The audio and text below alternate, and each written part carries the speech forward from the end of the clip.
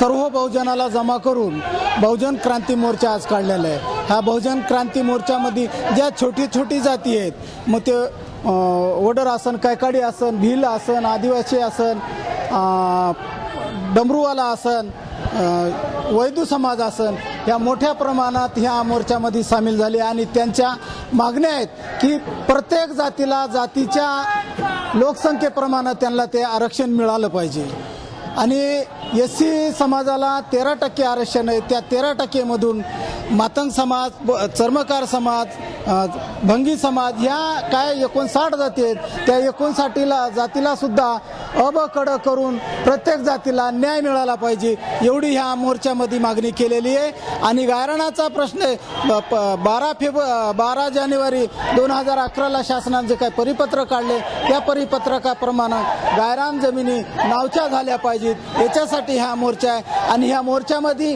किती लोक आहेत त्याला हे न देता किती जातीची माणसं ह्या मोर्चात सामील झालीत हे महत्त्वाचं आहे, हे मला सांगायचं।